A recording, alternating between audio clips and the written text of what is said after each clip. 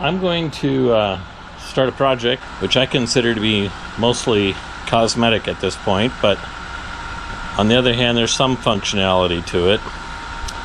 So I have these lights. They're from American Adventure Lab. And I just want to say, I give them credit because they were trying to develop these. I got on board pretty early in the process. And the first set of lights I had got a little water or something in them. They just burnt out right away. They sent me a second set, and that second set kind of did the same thing after several months.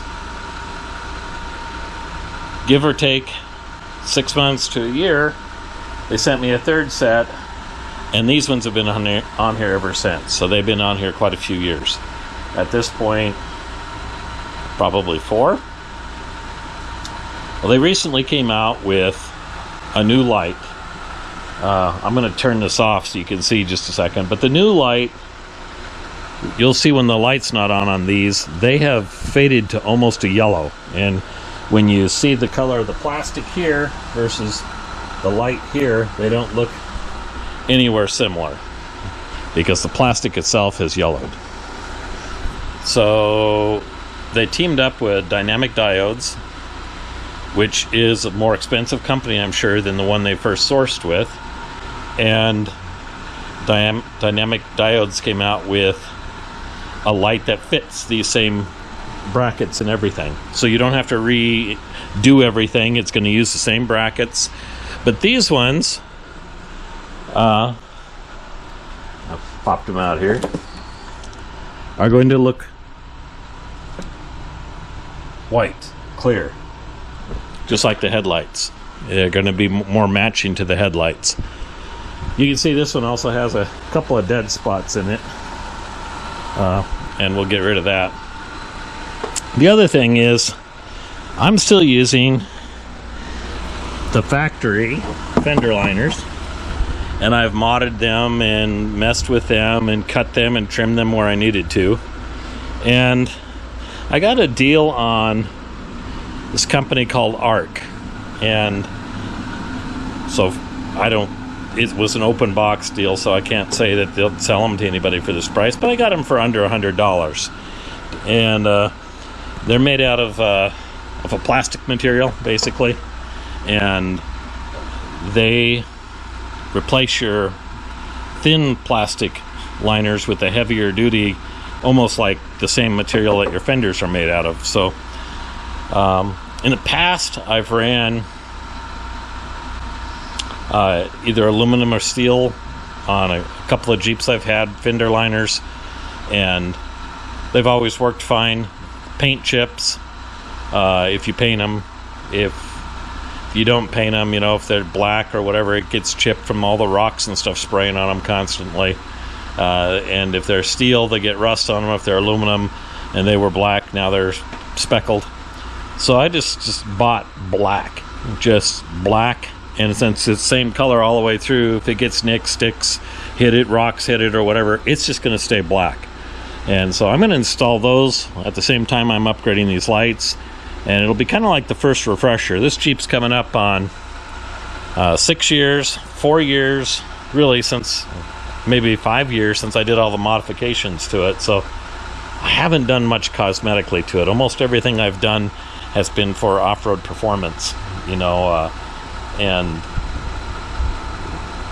I wax it and polish it. That's about what I do, and I use ceramic coat. Actually, I don't even use wax anymore.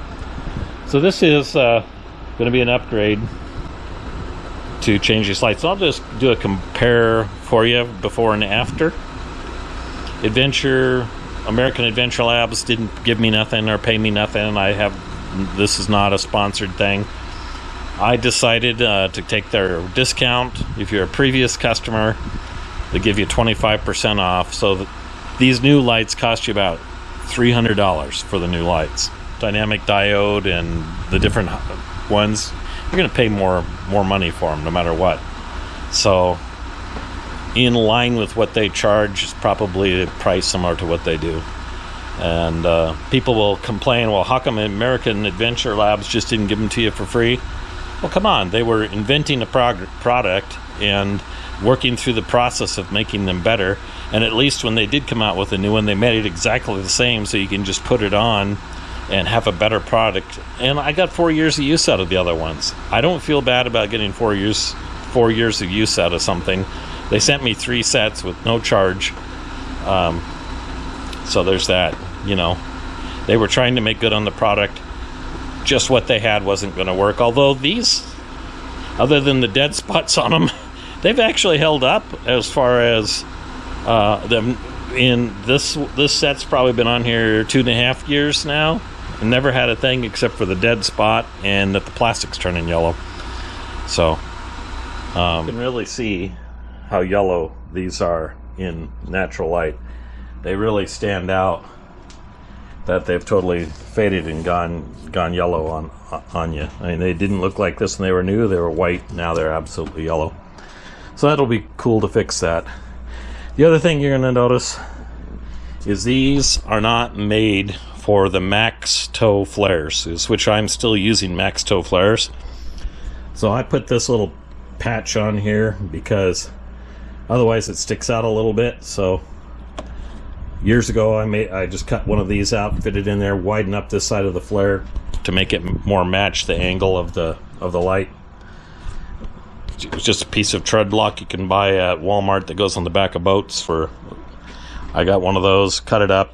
That's what I did with it. These are max toe, and they added the recon flares to the max toe to try to keep all the rocks and mud from the side of the vehicle all the time, and those work pretty good too. So all right, so I think it's best to install these fender liners with the wheel off. So I'm going to take my tires off one at a time and just do one side at a time, replace the light, tire and everything, and then I'll go to work on the other side.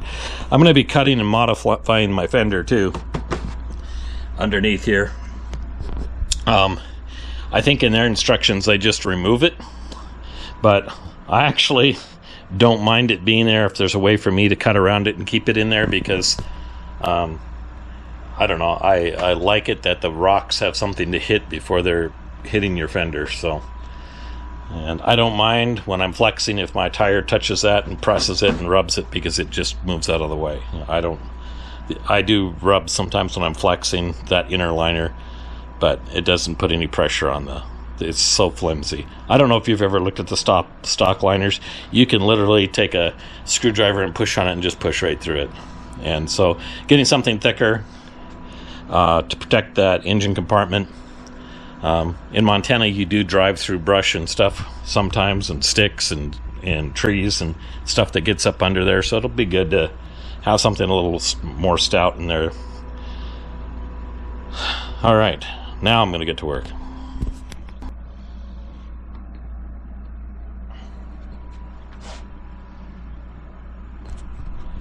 At least now they match each other. You don't have yellow and white. So here's the side-by-side comparison after doing one side.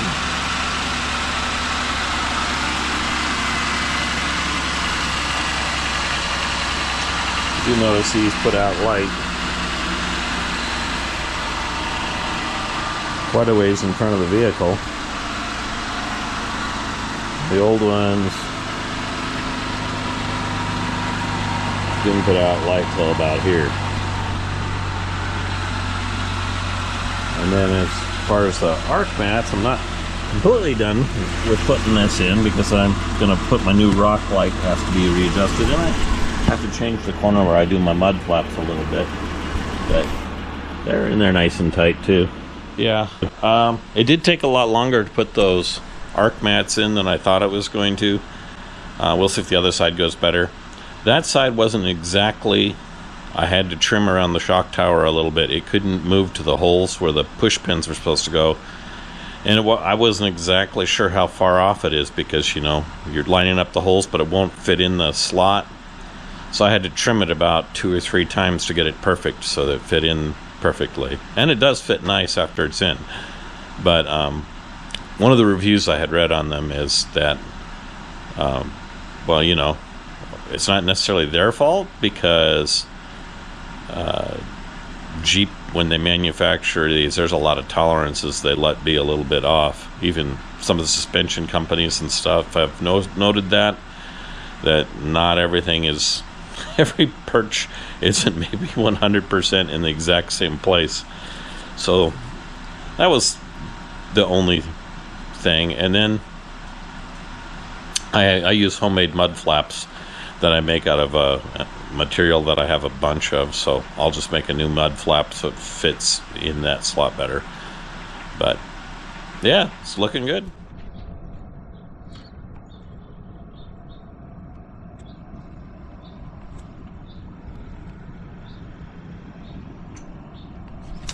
So that's the completed look of what I have. My rock like is still up here. I did put a piece of the old trim, I trimmed it out back in here. If not, you have a big hole back here that goes back into the fender, and this looked like a bad place to trap mud. So I just trimmed the factory fender liner to kind of fit partially over the top and tucked it behind this.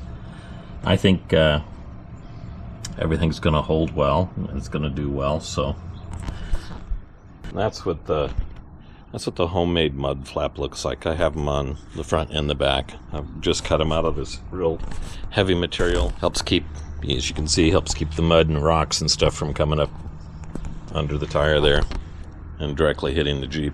This is the option that works for me right now. It's really cheap, but it works really well. All right, so on the passenger fender, you get this tucked in and riveted all together. And this is what I mean where I'm not satisfied with this being left open, so I take a piece of the old liner and mount it here, and that hole back there looks like a great trap to catch mud. And so my thought is I'll put a piece here. So I did that on the other side. Works real good, covers that hole, because filling that thing up with gumbo just doesn't sound like a fun place to get it out. So this is what it looks like on the other side. It's all filled up. And I'll be doing that on this side. Alright, so this is what they look like now.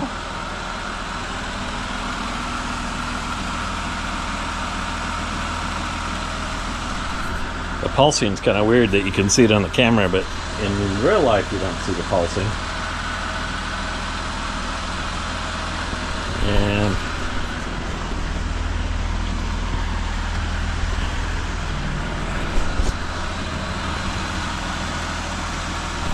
I still have this lights going like that.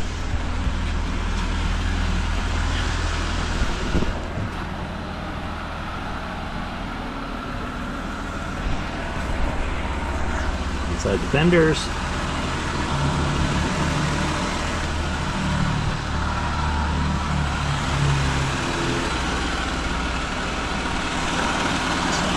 I figured I'd end this video on showing you the very final, what it looks like. And it's actually a little bit clean right now.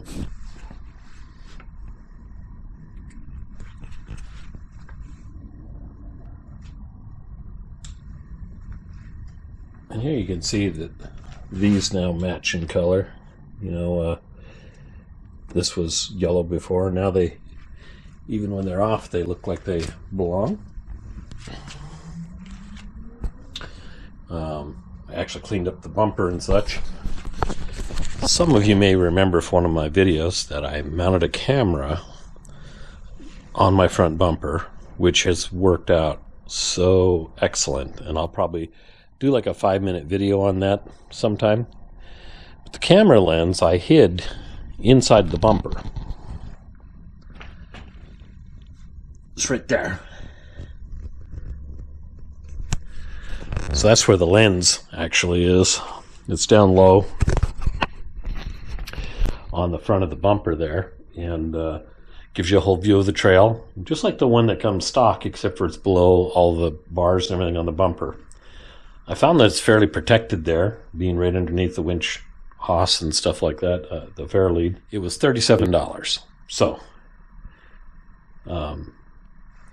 inside, I have a switch on my panel. If you check the Lost World video out, when I was running that trail, I actually was using my front end camera to look over the top of hills and stuff. There were other times when I was in Utah where I was using it on the Temple Mount trail and stuff. You come up over hills. It's so handy. Just hit that switch. I look in my mirror and I have a full view of the front of the Jeep down low. So I can look out the window and I can peer over the top of hills and stuff, because all that has to clear is the front bumper, and then I have a complete view of the trail. Anyway, that's the end of this video. I'll give you some demonstration of that, and probably what'll be a 5-minute video sometime. And that's all I got. Okay.